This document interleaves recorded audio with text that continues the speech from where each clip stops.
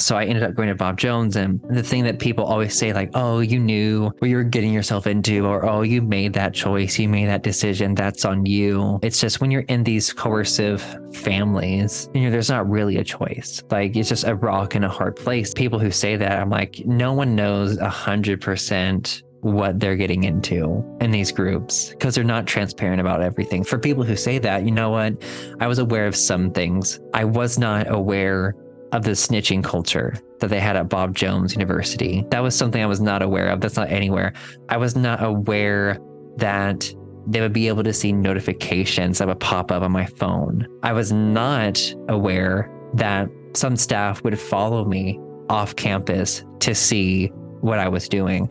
So people, yes, they can harp on me about all these different things, but those were like extreme things that happened to me that I would have never known would have happened when I got there.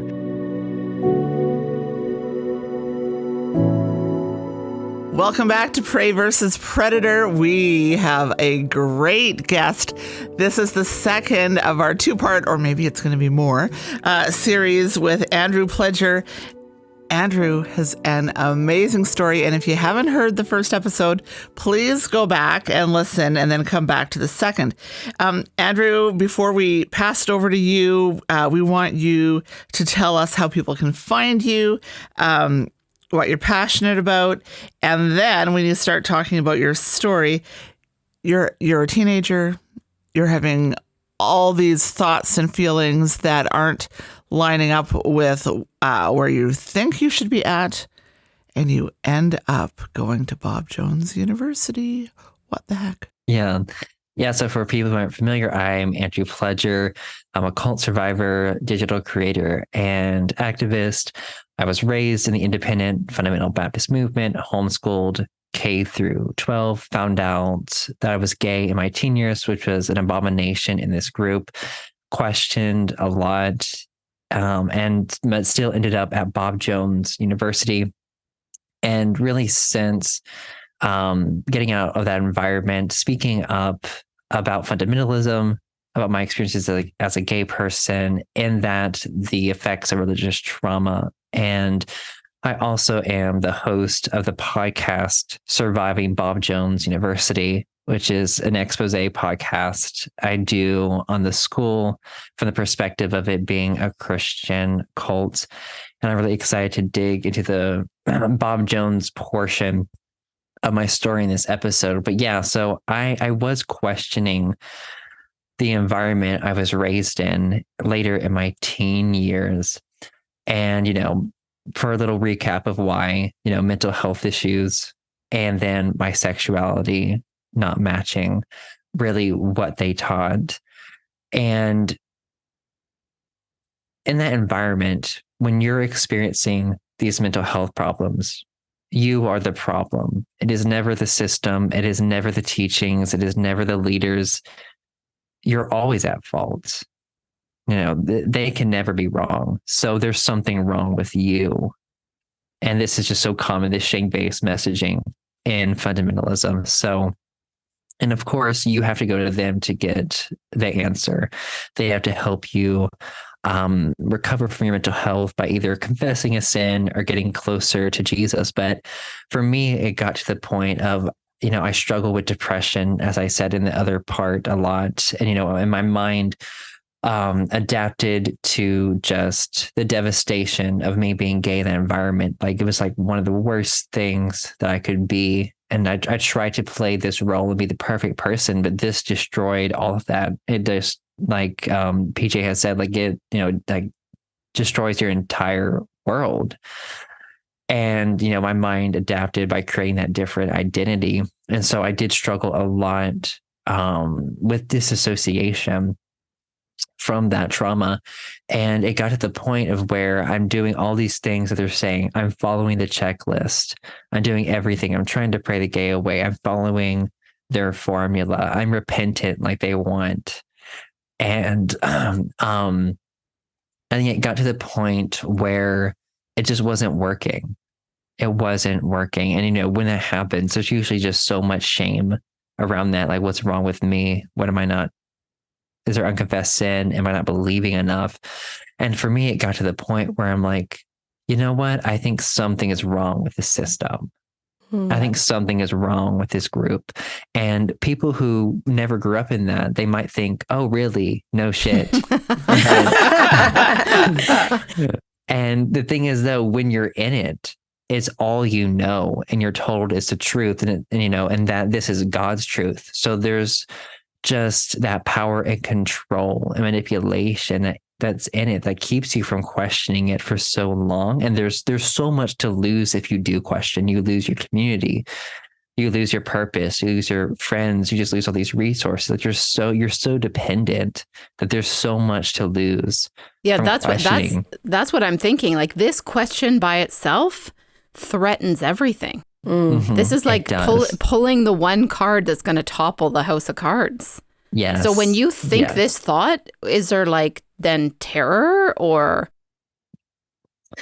Yeah, I mean, or relief or joy. Yeah. There, when the idea of this could be wrong, that was very scary to me, because who was I without this system of control? Who was I without this? That's what I was wondering. Like, who am I? Who would I be without this? And that was so scary to me. And so I think what happens is people, they have these doubts that come up, but they shove them in. The cognitive dissonance is too much. So they just push it under. And I think it just builds and builds and builds. And I think that's just what was happening for me with all that cognitive dissonance. And, it was terrifying to me, because I'm like, oh my gosh, like, this is questioning God. It's questioning that authority that is so emphasized throughout all of this belief system. And, I'm like, oh my gosh, like, is God going to punish me for this? And I think for me, I think I just got to the point, I'm trying to remember how it had happened, but because I finally was able to have access to internet around 17, I remember I downloaded the Amazon app, and I've always been a reader, but my parents were very controlling about what I could read. And so I remember just researching books about fundamentalism in general across the board. Like, I wanted to understand it. I had been inside of it my whole life, but I'm like, let's read an expert's take on fundamentalism. I can't remember. I wish I knew what book I ordered. I've tried to search in different books on fundamentalism, but I've never been able to find it. I hope one day I'll find it. But I remember ordering a book on fundamentalism because I wanted that information. I needed to look outside of this very narrow worldview. And it just wasn't possible for me because of the information I already had just wasn't enough for that. So I remember getting the book in the mail, and I quickly got it. I didn't want my dad to see that I had ordered this. Yeah. And he sees me get the package, and he's like, "Oh, what did you get?" And I was like, "Oh," and internally I was like, "Oh no." And he said, or no, I said, "Oh, it's just a book." And I just kept walking. And he was like, "Oh, what book?" And I was like, "No, please don't ask." And I was like, "Oh, it's just a book about fundamentalism." And then, he asked for more details about the book. And I was like, oh, it kind of digs into the possible harms of fundamentalism. Whoa. You're brave. Yeah. Yeah. And for me, I know I was terrified to lie. You don't lie in that environment. And I knew I would get caught and worried about the consequences of that. So anyways, he made me open the package in front of him and take the book out, and he looked at it, and he's like, "You're not allowed to read this." And he said to me, he's like, this person, this author, they're not a Christian, they don't have our worldview, so they cannot interpret the Bible correctly. So that's another thing in the IFB. They believe that if you have the Holy Spirit, you can interpret the Bible correctly. It can guide you in that. And now looking back, I'm like, okay, well, a lot of Christians don't agree on interpretation of the Bible. So what Holy Spirit do you y'all are? That was another thing. Okay, would you say that for you, that was the point of no return? Did you know that you had started something? I did know that I had started something and it was scary to me, but it was like, I was really, I guess, looking back, saving my own life, honestly. I needed, like, I wasn't not going to be able to survive in this environment that was so oppressive and so harmful and so abusive. And so, yeah, I'm just so terrified as he's looking at this book and, when he tells me, oh, well, this person can't interpret scripture correctly. That's what he said. He's like, they don't believe what we believe. So I don't want you to read this. And I told him, I'm like, he's not addressing the Bible in this at all. I'm like, this is fundamentalism. I'm like, Dad, fundamentalism is not just in Christianity. It's a mindset and Yeah, any kind of ideology. It's an approach to it. And he still wouldn't let me read it. And he's like, no, he's like, and this is what he said. He's like, I'm worried about your faith. And honestly, he was worried about the questions I would ask him, I think. Oh, yeah. Right. Or what information I would find in it. So he took the book. Long story short, he hid it. I ended up finding it later, going behind his back. I found his hiding spot and then I got it. And then I was scared of it. And then I left it under my bed for like a month, just sitting there because I was so terrified of what I would find in it. And like you had said earlier, I'm like at the point of no return, afraid of that. And so once I opened it and I started reading to it, like it was mentally painful to do. Like it was so mentally painful. Like it was just looking back, I can see now that like, I was undoing that and starting to undo that indoctrination and just the level of the effects I could feel like just on my mind with that. And so, yeah, it was a very slow process of reading it.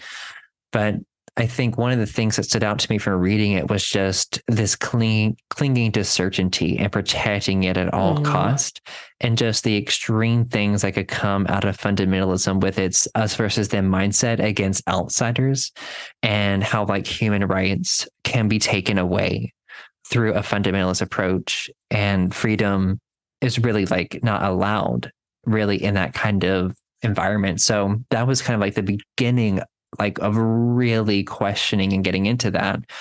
And after I read that book, it wasn't the same.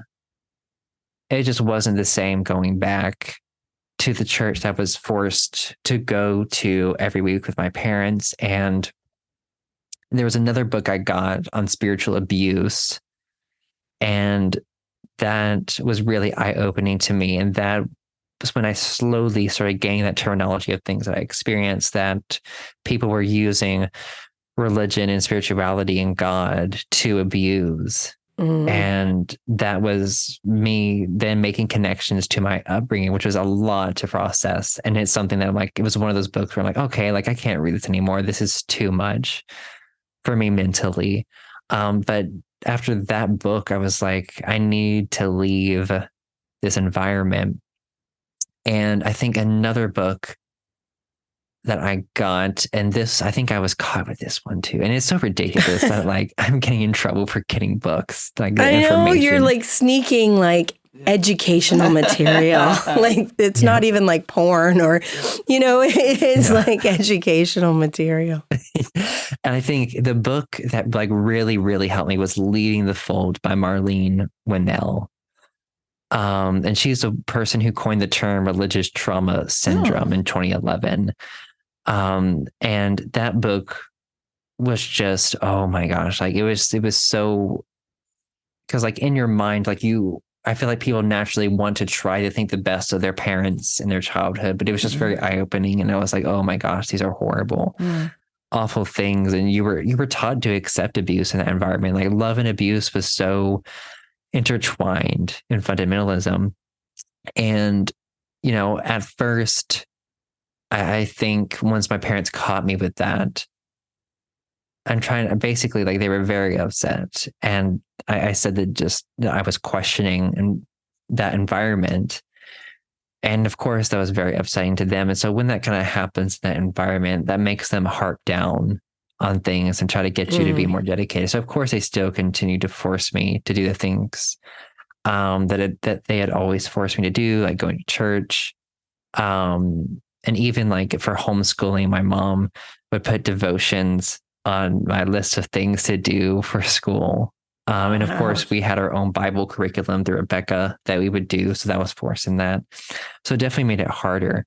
But like, I didn't know how to say to them, going beyond that I'm questioning to saying, I want to leave this environment, because, that was taught as a truth. And I was terrified of that, honestly. I was so terrified because I was taught that outside of that, you would live a hopeless life. There is no hope outside of that. And they would tell you all the horrible things that would happen to you if you left. Like I remember being told you would fall into drug addiction or alcoholism, or you would be homeless, or and all these different things. So I was just so terrified of that. And so after graduating from homeschooling, I knew the control would not stop past then. And I really wanted to go to college and get a good education, but my parents would only pay for a fundamentalist Christian college. And that's where Bob Jones comes to the mix. And I can talk more, but I don't know if y'all have any questions up to this point. I just have this kind of image of this. You've lived your whole life in black and white, and a tiny bit of color now seeps through. But it's like terrifying, but also the possibilities are exciting, but then it also threatens everything that you know. And so you're in this world of certainty and superiority. And you're told if you break out of that certainty and superiority, it's like everything you know is wrong. Right? Yeah. And like, or that idea of like, just because everybody I've ever met in my fold, as you call it, like as the book calls it, everybody in my fold is 100% certain that they're right. And that doesn't actually make it true. No. Not at all. Like that's terrifying. Like everybody that I know might be, everything I've learned, everything I have subjected myself to in order to achieve might be for naught, might be not right. But there's nowhere in that culture that, like, because they're so certain and they're so superior, to let that color in is like terrifying. But then you've got this space where the freedom, like Bob Jones, is then becomes what freedom looks a little like. bit of freedom, which is we'll set up for the next part of your story. I am curious, not even curious, just the idea of when we talk about prey versus predator, it's the way you were raised sets God up to be the ultimate predator. Yeah, it does. It's so true. And how could it not be, really? Because it's all about rules. It's all about the binary. It's all about the black and white. It's all about if you don't do this. Ultimate punishment. It's the ultimate punishment. It's hell. It is, what is supposed to be healing and comforting and loving and safe, the ultimate safe things for all people, becomes this ultimate predator. So you said something about like your realizing you're a gay saved you, but I would also argue your intuition saved you. Oh, 100%. Your curiosity. Yeah. So your understanding that isn't cool. I think most people would argue, and I also have an interesting idea too about being prone to anxiety and prey, because I think we are a tendency to be open-hearted and generous and all that kind of stuff. But when you're in these high control groups, how those mental health issues come about, because again, you're not told to not trust your intuition. You're told that your intuition is bad, but that is a thing that saved you as well, which is probably tied to your sexuality as well. But anyways, it is interesting how these organizations really make God the ultimate predator. Yeah. Wow. Yeah, they most definitely do. And the questioning part, was very hard. And, I hated having that conflict with my dad in those situations, because it was something we had always butt heads growing up. There's a lot of conflict between us, especially. I definitely felt like he singled me out a lot growing up. And I think he saw that I was different too. And he had, from a young age, tried to kind of, in a sense, bully that out of me. I was a very compassionate person and just empathetic, just from a very young age. And my mom, she had always said to me, and I think it was her way of trying to deal with her own cognitive dissonance for religion, because, you know, you're taught in that environment, you're born a sinner, there's nothing good inside of you. And I remember her saying to me, she's like, Andrew, she's like, I think God, you know, placed this goodness inside of you. Like, it wasn't possible that I was good. It was only God had to put it inside of me. It wasn't possible to do that on my own. But there was definitely that personality, I think, tendency, or to those traits growing up. And like, my dad saw that as weakness. Yeah. And then especially in that environment where like there's very traditional gender roles. Like, I was expected to be like this super masculine, strong, sporty guy who would eventually become like the patriarch in a family. The predator. Honestly. Yeah, the predator. Are your brothers like that? Like, do they sort of fit the bill?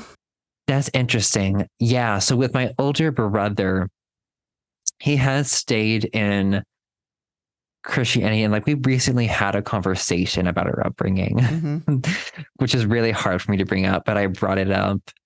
And you know, I mentioned some of the things. I'm like, oh my gosh, I'm like, there are just so many fear-based teachings in this environment. And he agreed with me. He was like, yeah, he's like, these are a lot of fear-based things. And like, he doesn't align with the IFB anymore, which I'm surprised, because he's a youth pastor at a church that identifies as independent Baptist, which is same as independent fundamental, basically. And I talked to him. I'm like, your church is IFB, isn't it? And he's like, well, he's like, it was founded that way, and we have the label independent Baptist, but like, we don't align with the like IFB movement's approach to things. We don't have that fear and that shame and that authoritarianism that's so prevalent throughout all of it.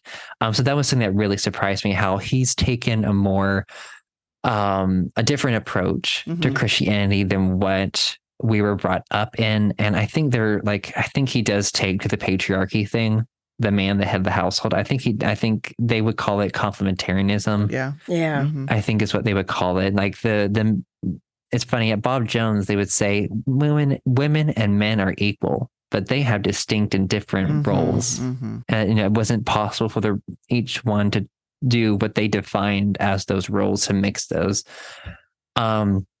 But yeah, my older brother, he has a different kind of Christianity now than the one we grew up in. My younger brother, I know he's an atheist. So I know he's definitely hasn't taken that on at all. But yeah, so always kind of, there's that struggle between me and my dad. And I think he deep down kind of probably knew that I was gay, but like could not accept that probably. Well, and it's scary for him too, like not justifying anything he's did or said, but you would try in what you would think to stop this, right? Like to save the soul of whatever. Because he would feel judged. Like, yes, like probably. You must have parented wrong because... Or done something bad. But see how much of this is ego? Oh, totally. Like, It's all ego. This is all, it's all fear. This is all ego based, which is so bizarre. Like, it's such a predatory system. It's just mind boggling. Well, I just think the idea of fear and love, like it's so interesting. There's so much fear. I don't know how people want to live their life, but I would rather live my life in love than fear. And that was the confusing thing, because like, you know, they would talk about love at times and God's love. But again, they use that fear, and like even the Bible talks about perfect love casts out fear. Yeah. But they use so much fear to control so much, and they focus so much on what could go wrong, on like the punishment part of it. But yeah, so for me, for Bob Jones University, I had never heard of Bob Jones University growing up. I heard of Bob Jones, the person, but I didn't know there was a university at all, not until I started researching. And one of the things about IFB colleges, which Bob Jones technically is not, my options were mainly IFB colleges. And when I looked at like Pensacola Christian College and all these other ones, they were all unaccredited. Because for me, I knew I wanted a degree that was worth something. And in these IFB colleges, when you get your degree, like you can only work within those systems. You can't, it's so hard to leave. So for me, I'm like, okay, I want to leave. So I need a legit degree. All right, how do I get a legit degree at a fundamentalist college? Does a fundamentalist college exist that actually has an accredited program? Is that possible? And Bob Jones University, surprisingly, was the one that I found that was accredited. I actually looked that up last night because I know of a lot of institutions that don't have an accreditation at all. So like if you graduated, you can only, like you say, work in those organizations. So I did actually look up Bob Jones to see, and I noticed that it did. So thank you for clarifying that as well, because I was curious whether or not you could take that degree and go somewhere else. Yes, you could. Mm-hmm. That's what drew you to it, is it was accredited. Yes, it was accredited. And for me, like that was like my ticket out of fundamentalism, even though like it's, so I was, I told myself, I was like, just stay in this for 4 more years and you can finally leave, play the role that you've always played, do what you're told to do, stay quiet, just keep going. And then, you can finally get out. And, I was still dreading to go to Bob Jones University because I had an idea of what the culture would be like. And I did read their handbook ahead of time, going through all the different rules and restrictions that they had. And I really also really worried about my safety just being gay in that environment, because Bob Jones University, there are a few things I want to quickly cover with kind of their history. Please. So, for instance, they banned interracial dating and marriage until 2000. Whoa. What?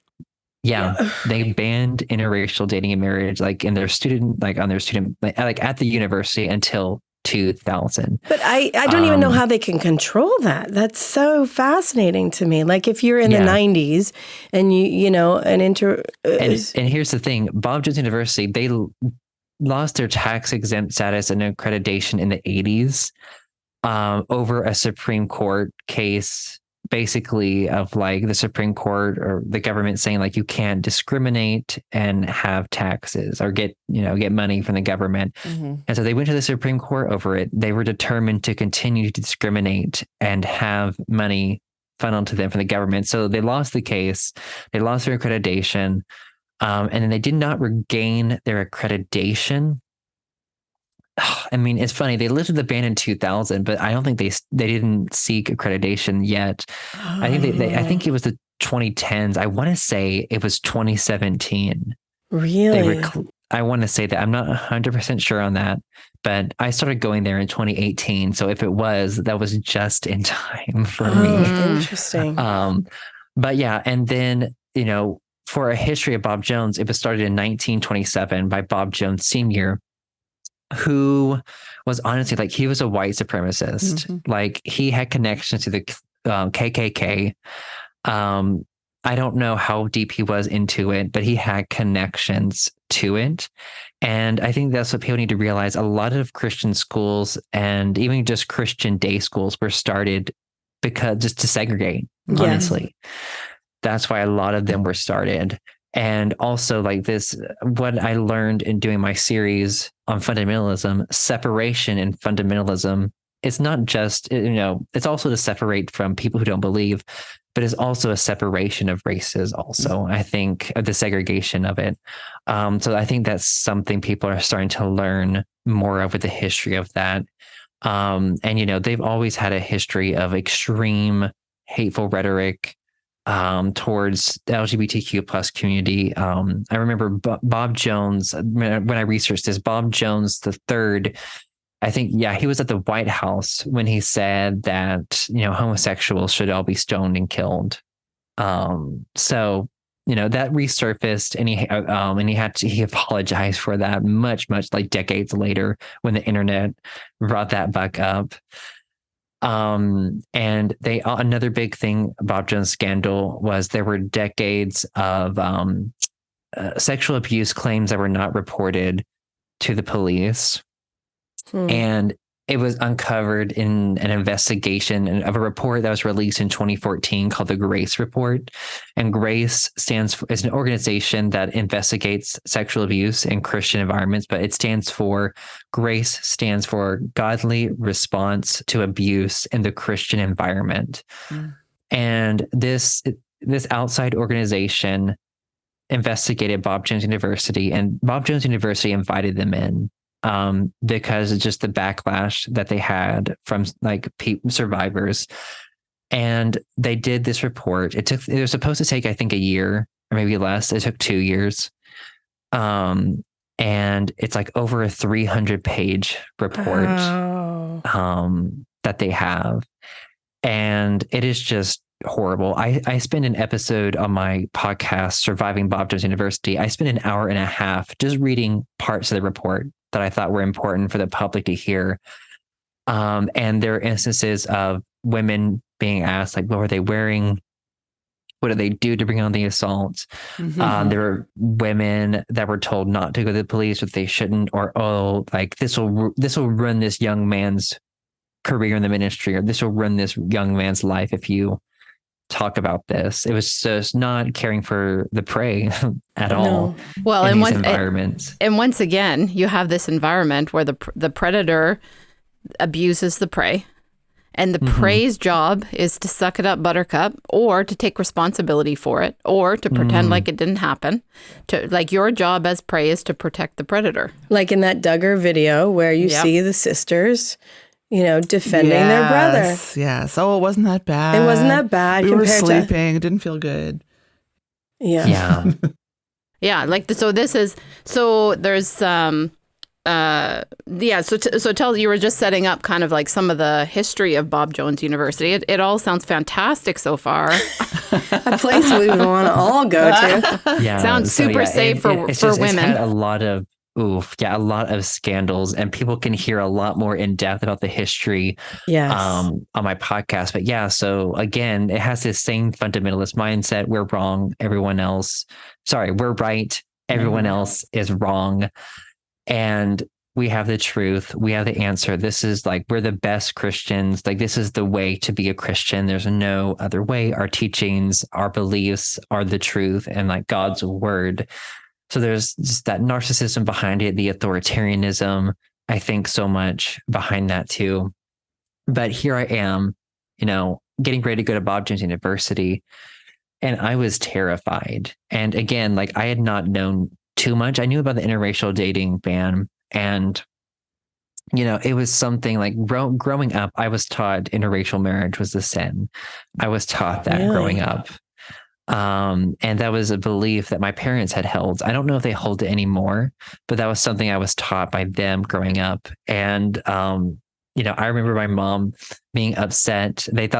She thought Bob Jones was compromising by lifting the interracial marriage and dating ban. Well, Andrew, have you done any sort of rabbit trail deep dives on this whole eugenics basis for all this?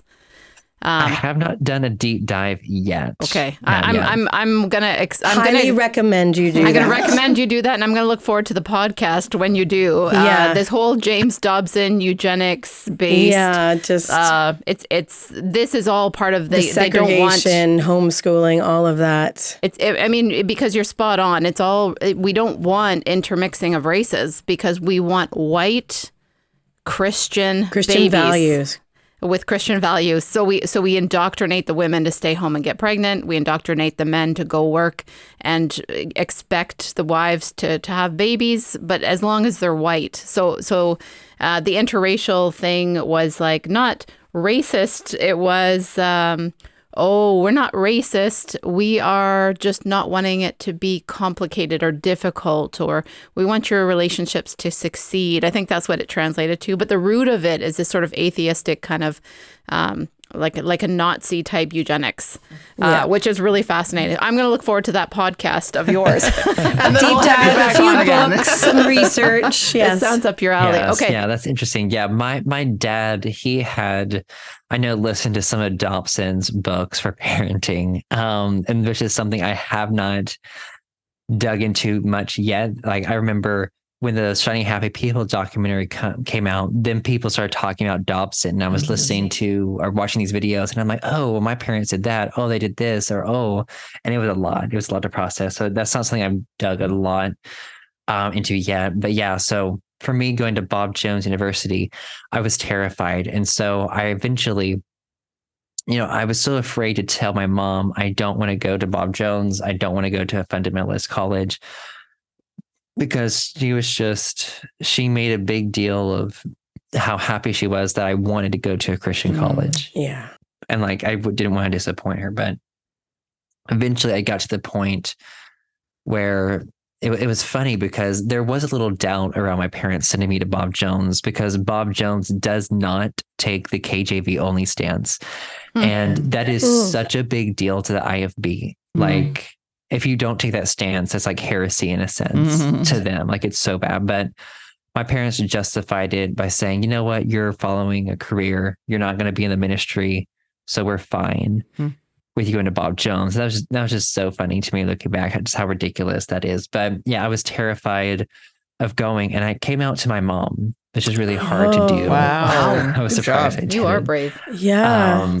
And yeah, that did not go well. She was in denial about it. She just told me I was confused. And then at the end of the conversation, she was like, you know what? They can help you. They can fix you if you go there. And yeah, so my choices were either go to Bob Jones or stay in the IFB. So in that moment, like I was really put in a double bind. And so I was just like, you know what? I'm like, I need to detach from my parents. I need to somehow get away from their control, even though I'm going into another controlling environment. But yeah, so I ended up going to Bob Jones, and the thing that people always say, like, oh, you knew what you were getting yourself into, or oh, you made that choice, you made that decision, that's on you. And it's just when you're in these coercive families, there's not really a choice. Like, it's just a rock in a hard place. And it's also people who say that, I'm like, no one knows 100% what they're getting into in these groups, because they're not transparent about everything. So like, for people who say that, you know what, I was aware of some things and I dreaded it, but I was not aware of the snitching culture that they had at Bob Jones University. Oh, wow. That was something I was not aware of. That's not anywhere.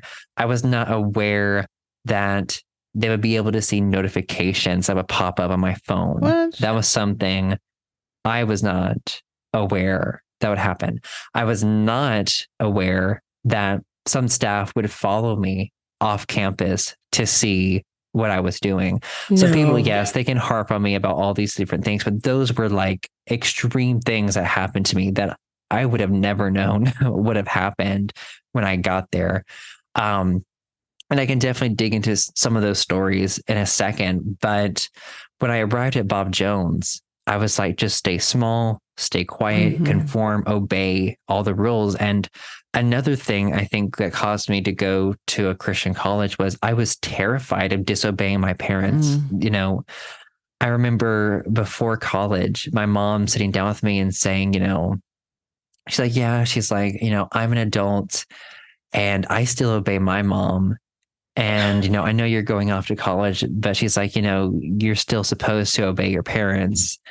And like, I was just like, in that moment, I was just like, oh my gosh, like I'll never be free. Like she expects me to obey her in my adulthood. And like, that was, I think she was expecting an answer from me of saying, oh yeah, I'll obey you. But I didn't, because I was just like, in my mind, I'm like, I'm not obeying you. No. But again, like there was still, when it came to Christian college, I was still terrified of going as far to say, I'm not going to a Christian college. I want to go to a secular college, because the consequences of that were so great. Like I was afraid God would punish me or something in my life would go wrong. So yeah, that was something I think that did influence me going to Bob Jones University. So yeah, I get there, I stay as like small as possible and just try to follow all the rules. And it was really miserable. And they, again, like they were controlling over the music we listened to, the TV, the information we had access to, relationships. They really demonized human touch at Bob Jones University. Like in their mind, like human touch would always lead to sex. Always. And on the Surviving BJU podcast, a survivor tells her story of they got a side hug from their boyfriend, and then they were interrogated and asked if they just had sex. Like it's just insane how far they take that. And so I get there and I'm aware of the rules. I'm like, okay, there's all this information control, behavior control around all these different things. And they kept you so busy. There were so many required activities you had to do. And here was another thing. They controlled where we lived. That was another thing. You could either be a townie or you could live on campus. And people that are townies, that's what we would call them. They lived under the authority of their parents. That's the only way you can live off campus. So you could be under the authority of your parents in a household. But if you weren't, you had to live on campus. And the only exception they made was, for some reason, once you turned 23, you could live off campus. And I think they did that because they knew a majority of their students were 18 to 22 and that we were out of the college once we hit 23. So it was a way for them to force 18 to 22-year-olds to just stay on campus if they weren't going to be under that authority of their parents. And so, yeah, so I had to live on campus, and there was a hierarchical leadership in every single dorm that just kept watch. And in addition to that, there's a snitching culture where if you see someone breaking a rule and you do not report them, you are in just as much trouble as that person who broke the rule. So it leads to a culture of snitching and also turning yourself in because you're so afraid that someone finds out and they're going to snitch on you. So it's just better if you just tell on yourself anyways. And for me, like being gay in that environment, like I was terrified. That's for my safety and just worried about what would happen to me. And so, I tried to follow the rules, try to conform, but it was hard because, for activities we were forced to do, we were forced to be in a discipleship group, every single person who lived on campus. And these discipleship groups were a part of the dorm experience. And these would meet several nights a week, probably 3 to 4 nights a week. And they would usually be around, I think, 30 minutes long. And for these discipleship groups, they were based on the messages that we were being taught in chapel. And chapel was 4 days a week from 11 a.m. to 11:35 a.m. We did that. That was required. And in these discipleship groups, we were given these booklets that the university president would write, and it would be based on all the messages that he would be preaching, or he would have a theme for the semester, and he would have these sermons he would teach. And then he would have this booklet for us to work through his sermons and like fill in the blank kind of stuff, and just discussions about what they're teaching us from their perspective. It wasn't really like a critical thinking or exploration moment. It was really indoctrination. And, in chapel, a big part of that is we would have to all say this creed as a student body in unison. Of a creed, we would have to say, and I remember doing it the first time, it just made me so uncomfortable, the level of conformity. And I looked around all the people around me, and they were like in this zombie type state, saying this creed in unison and just with these blank, dead stares. And I'm just like looking around and just not knowing how to label that at that point, but just really uncomfortable with that conformity. And in addition, when we were in chapel, they would check our rooms when we were in chapel. Like we had room jobs we had to do every single day, and they would be checking our rooms. And, there were times when I could tell my drawer having gone through. So there wasn't that level of privacy at all at that university. And, in addition to that, we were required to go to church twice a week, and they had a BJU approved theology church list that you had to choose from. And they would clear out the dorms every Sunday morning, when I was there, to make sure you were going to church.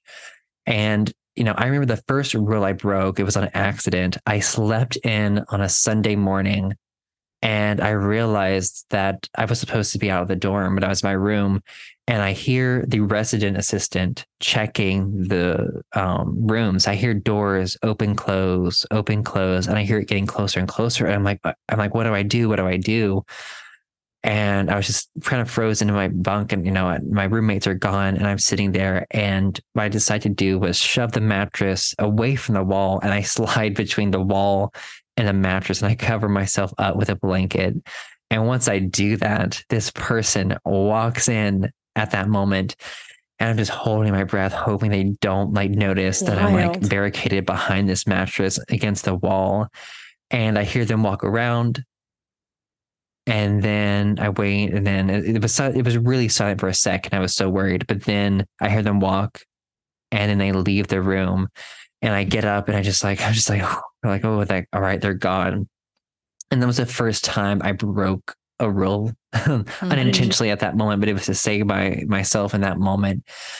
And from then on, my whole life, I have been the rule follower. But after that moment, I'm like, I'm going to become the rule breaker to just try to thrive in this high control environment. So that switched for you. Yes, that switched it so much for me. And that's really, I think, why I think I ended up, I don't know if it's official, but I feel like I ended up on some kind of blacklist my freshman year. And I think someone caught me not going to church. And what I would do, I would usually hide in my closet on Sundays behind my hamper, or I would go off campus and I would get on shorts and a t-shirt, and I would put on dress clothes over that, and then walk off campus to a nearby park or a coffee shop or something to wait until I could go back on campus at a certain time. But a teacher saw me off campus when they were driving to church, and they confronted me about it. And it was very passive aggressive, the way they did it. When they approached me in class, they walked up to me, and they were like, I saw you walking on the road on Sunday. And I was just like, oh my gosh. And I was just like, I was thinking I was supposed to be in the church during that time. And anyway, so I was like, oh yeah, I love to take walks sometimes. And then that was the end of the conversation, and just the way I could tell the look in his eyes, and the tone of his voice. And, I've always been hyper aware of everyone's social behavior and what's going on, and worrying if I'm not people pleasing enough or whatever. So I was very hyper aware of all of his body language. And I was like, he knows I skip church, and I could just tell by his passive aggressiveness. And so then after that moment, that was when I was followed off campus. And this wasn't even on a Sunday, which is interesting. And so, yeah, after that moment, I learned to just hide in my closet and not be seen outside.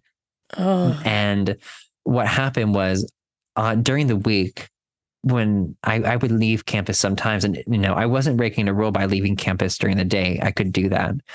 I would go to this park just to de-stress, just from everything that was just weighed on me at Bob Jones. And I did it just so often because it was just so much. And so I think because I was already being watched, and people were wondering, where is he going off campus so much? So one week, my freshman year, I saw a dorm supervisor walking behind me, several hundred yards behind me, as I'm going down this sidewalk. And I'm like, are they walking, or are they actually following me? I'm like, am I being too paranoid?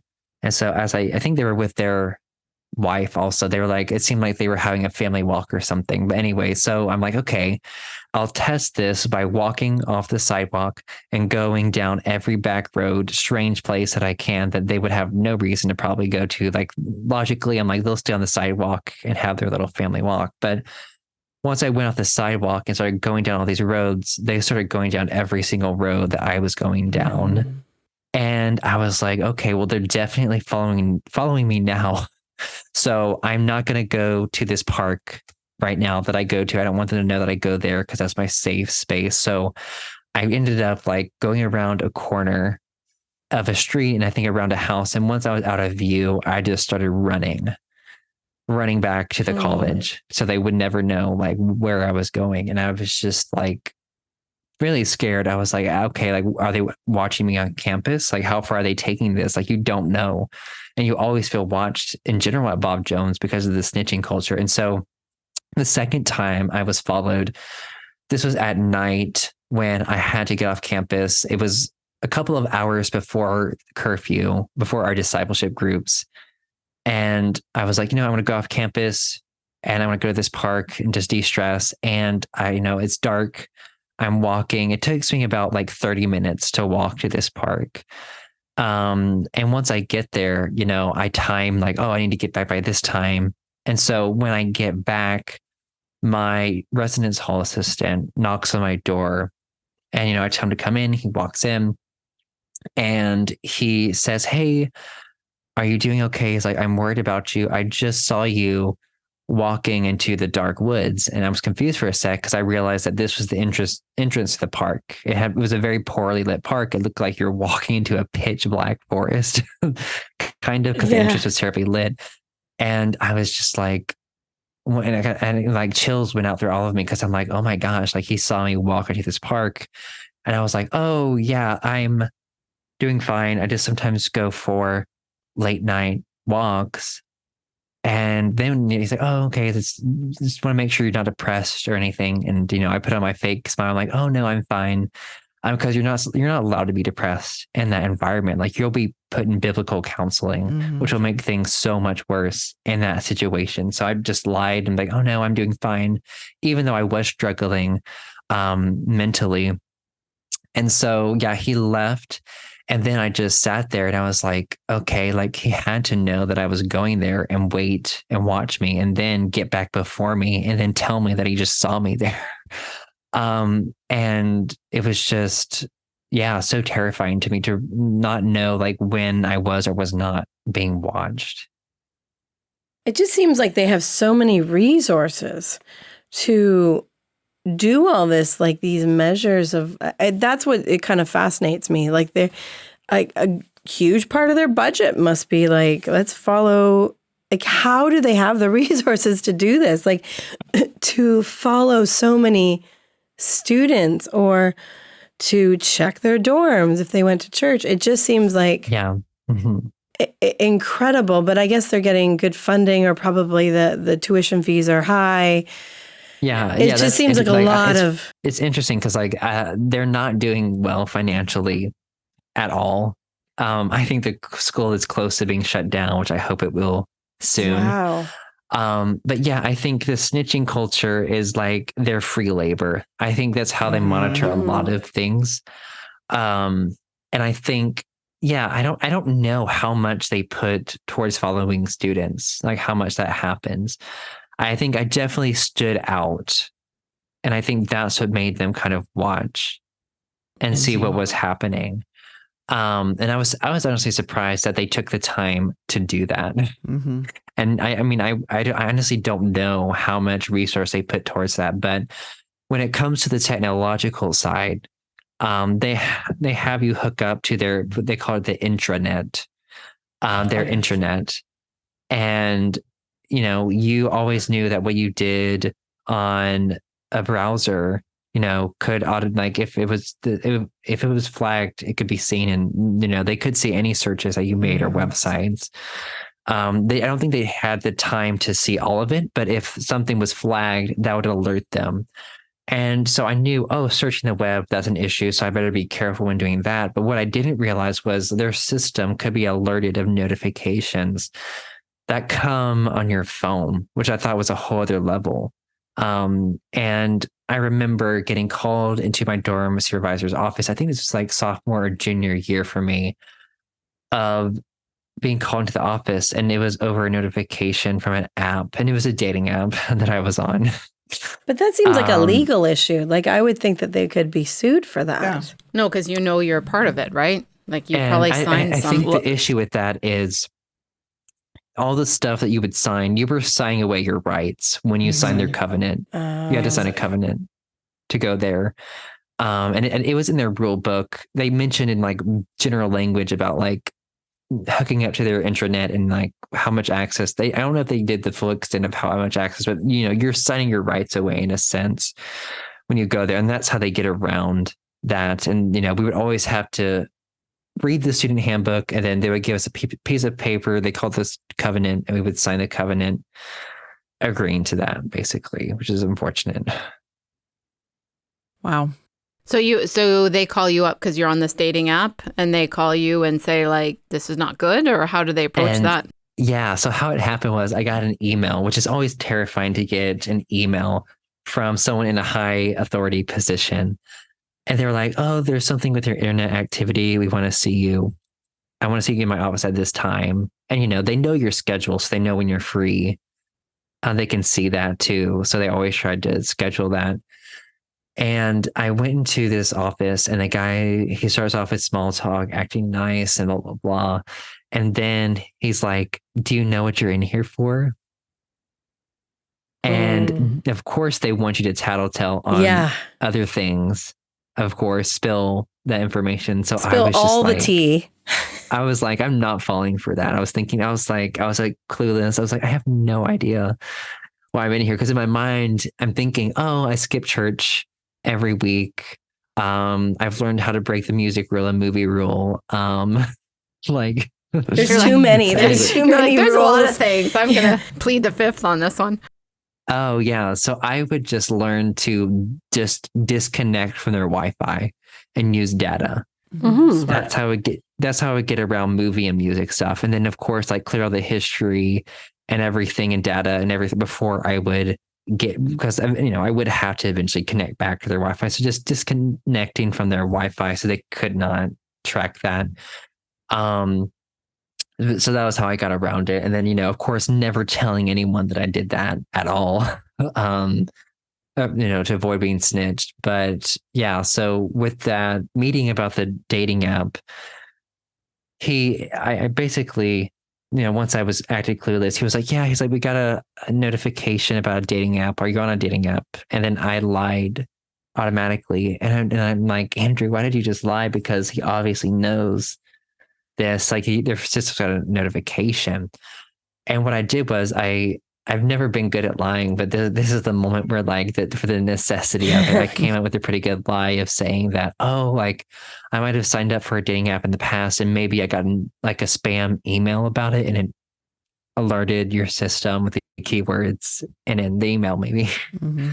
And like he took that. And it was funny though, because after he asked me, he's like, oh yeah, after I lied to him, he was like, oh yeah, dating apps are not banned. They're not against the rules, which I was surprised by. Yeah. But he said, if you're dating, you have to have a chaperone. You can't go off campus or, you can't be alone with the opposite gender. So of course he was assuming I was straight in that moment, but like I wasn't even going to, tell him any of that. But thankfully I was able to get off the hook from that issue. And like, it was just terrifying to me because I'm like, oh my gosh, like I turned off all the notifications for all of my apps on my phone after that moment. I'm like, no, I'm turning all of that off because I don't want that to alert their system.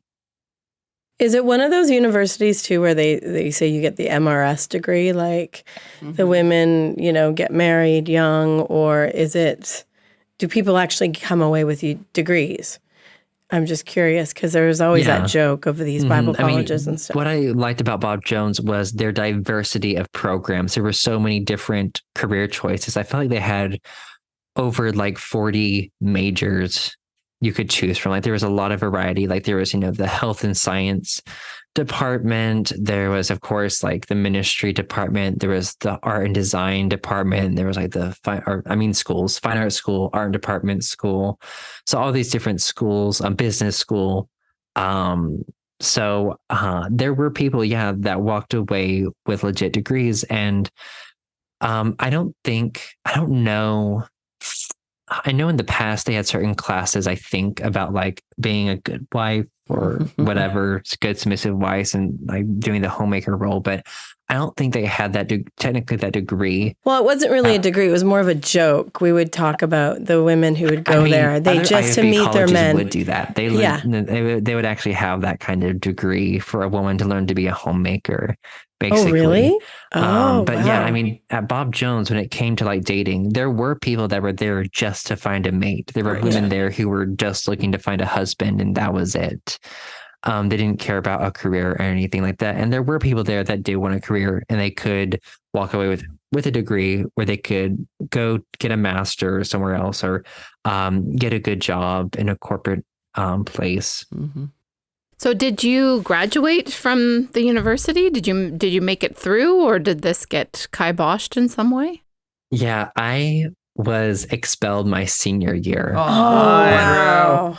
At Bob Jones. And Tell us about that. Dig into how that happened. So the 3.5 years I was there, like it was, I mean, there was a lot of growth that happened in that time, a lot of questioning, a lot of trauma. And, as I continued on my freshman year at Bob Jones University and started breaking the rules, and then dealt with being followed by staff and watched, I was also on campus being harassed by a group of guy students who noticed that I was different and would harass me for my perceived sexuality. And like, I couldn't tell anyone about that because I would be the one who would get in trouble. So I would, on it every day, like it was freshman year was hell for me at Bob Jones. Like every day I would figure out like how to stay away from these people. And like they lived on my floor.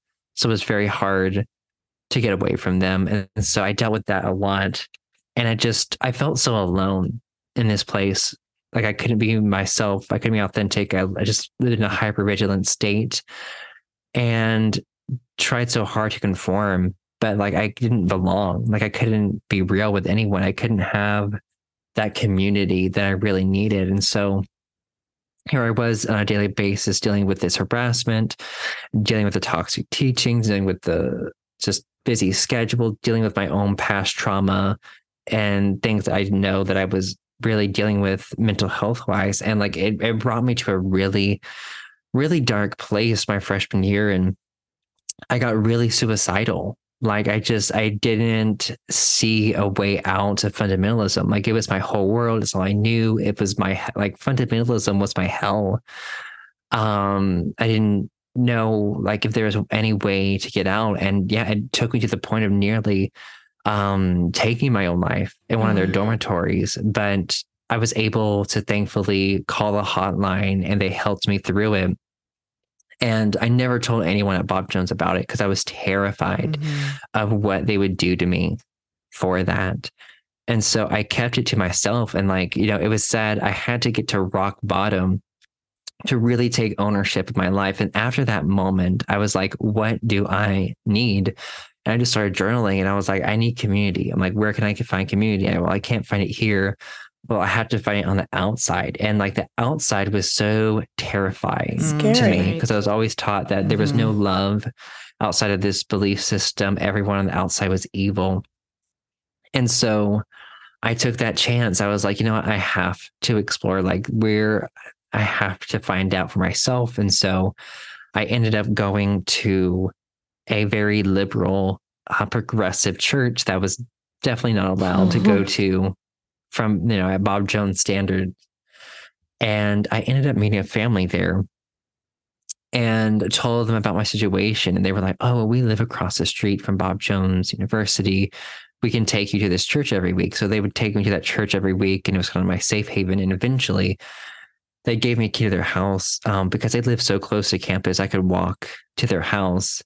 And so, eventually I would, start during the day when I had breaks, I would go to their house and just be in an environment where I was not constantly watched or being berated or being like emotionally abused through these teachings. And so it was like my safe haven. And it was so eye-opening to me how quickly my mental health changed once I had someone who was affirming.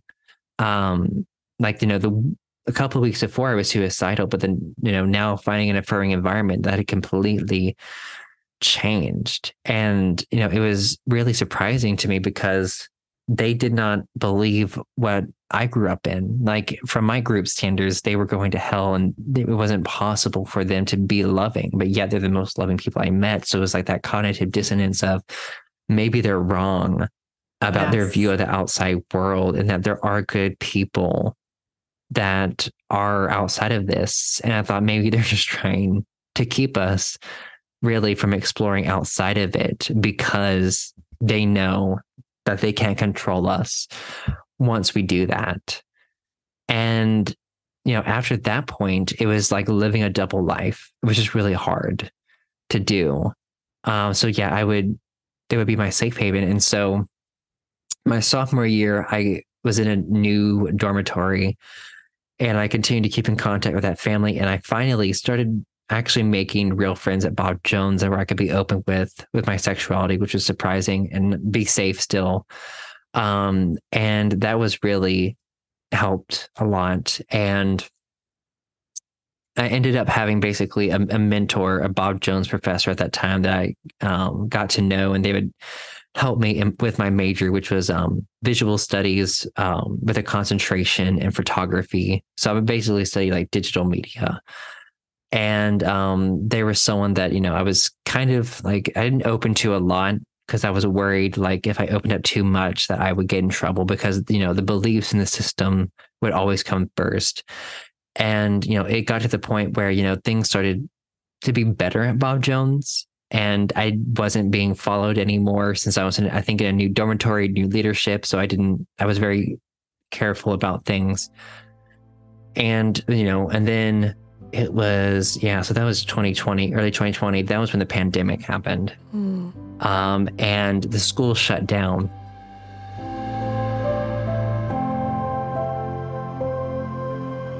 Well, that was amazing. Like we have so many questions and we can't wait to hear the rest of the story, Andrew.